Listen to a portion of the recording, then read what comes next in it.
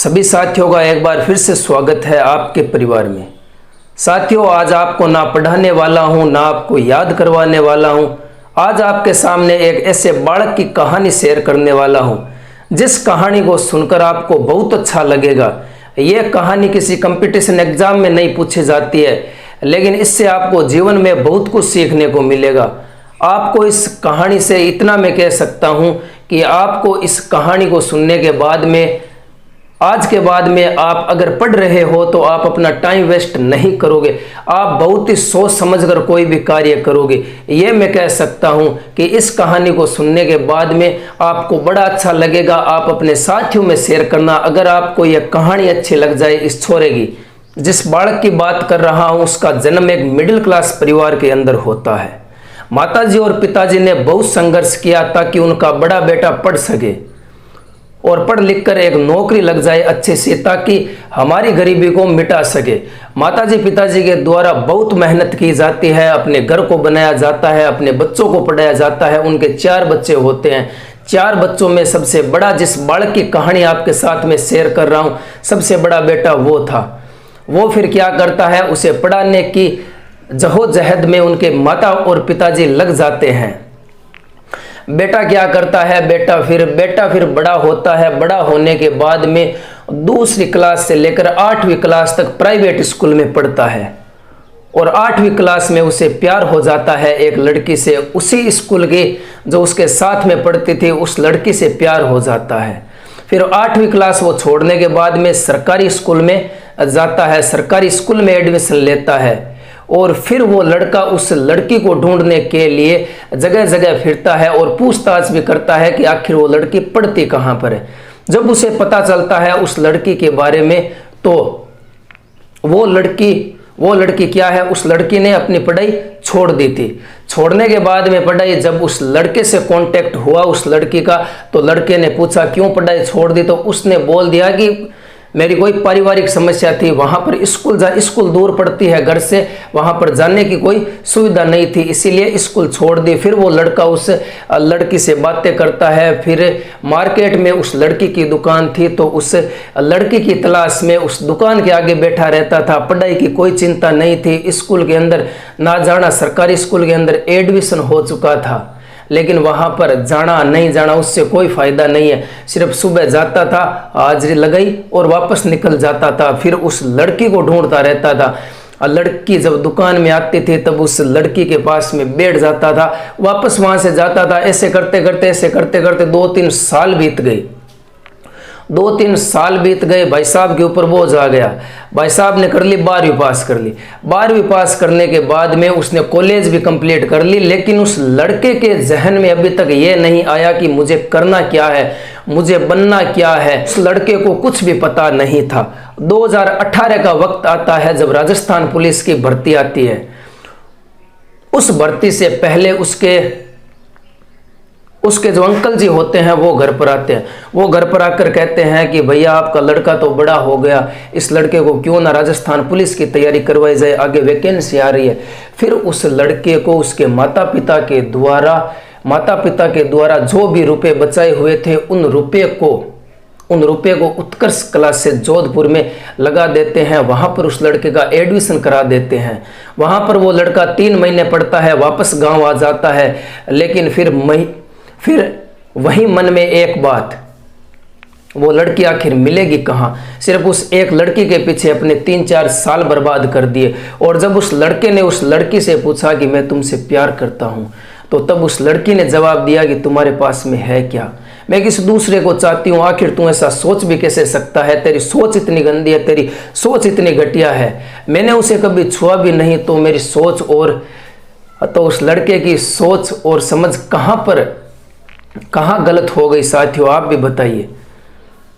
फिर वो लड़का 2-3 सालों तक उससे बात नहीं करता है। फिर उस लड़के की शादी हो जाती है। अब बात करते हैं, वो पुलिस की तैयारी कर रहा था। जब वो पुलिस की तैयारी कर रहा था, वापस गांव आ जाता है। 3 महीनों के बाद में और गांव आने के बाद में यहाँ पर तैयारी करता है, लेकिन उतनी तैयारी हो नहीं पाती है कि जितनी एक सिलेक्शन वाला लड़का तैयारी करता है। लड़का पीछे रह जाता है, फिर आगे एक और भर्ती आती है, उसमें और तैयारी करता है, कुछ नहीं होता है।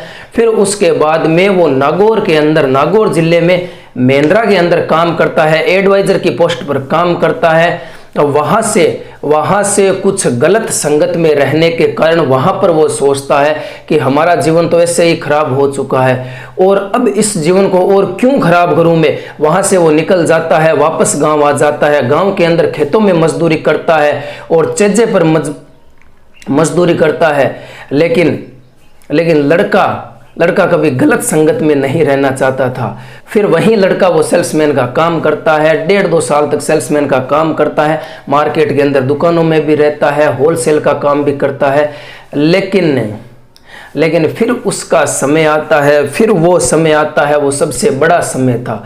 फिर उस लड़के के जीवन में सबसे बड़ा मोड़ आता है। वो लड़का किसी फैक्ट्री के अंदर लग जाता है।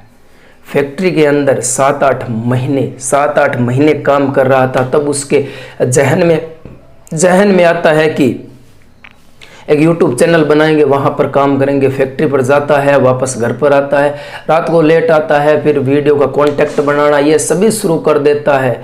लेकिन फिर उस लड़की का विवाह हो चुका था और उस लड़के की शादी हो चुकी थी, दोनों अनजाने हो गए थे। सिर्फ एक लड़की के चक्कर में अपना पूरा जीवन उसने बर्बाद कर दिया।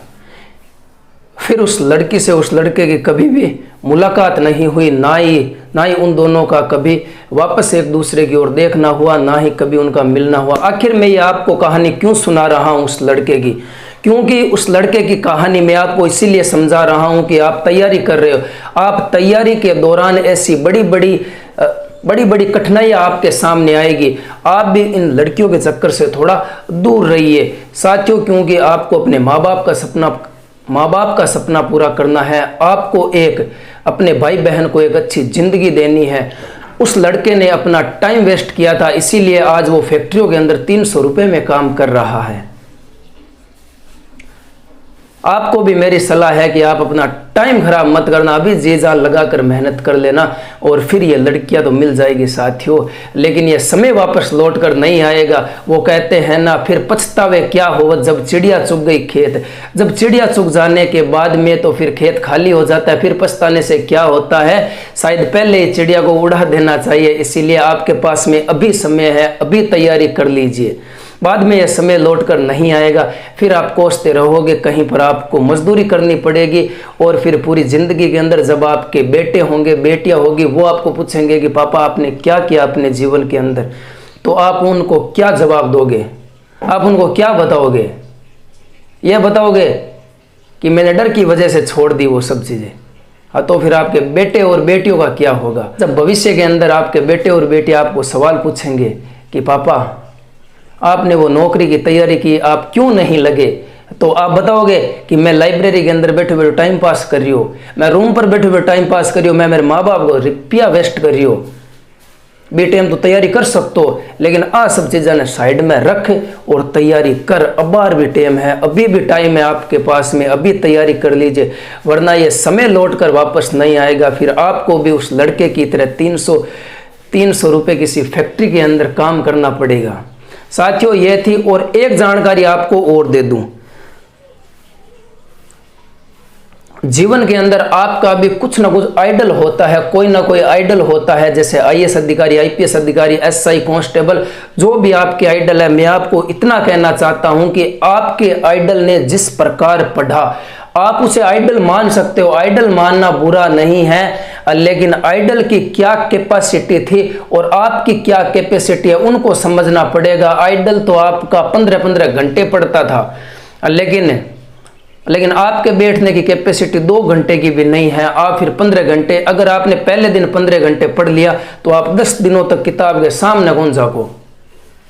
इसीलिए आइडल को मानना बुरी बात नहीं है, लेकिन आइडल किस तरीके से पढ़ा उसको फॉलो मत कीजिए। अपनी क्षमता को पहचानिए, अपने शरीर की कैपेसिटी को पहचानिए, उसके बाद में ही पढ़ाई शुरू कीजिए। और सबसे बड़ी बात, अभी समय है, समय को बर्बाद मत करें, समय को जाया नहीं करें।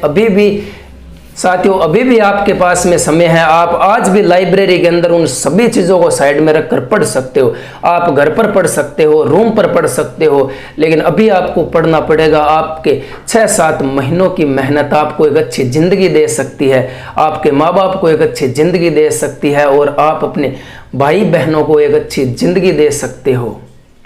अब फैसला आपके हाथ में है कि आपको क्या करना है। आपको उस लड़के की तरह 300 रुपए के अंदर मजदूरी करनी है या फिर एक अच्छी जिंदगी जीनी है, ये आपके हाथ में छोड़ता हूं मैं। साथियों वीडियो अच्छा लगा हो तो कमेंट करना, वीडियो को लाइक करना। मिलते हैं कुछ नई जानकारी के साथ में, तब तक के लिए जय हिंद, जय भारत।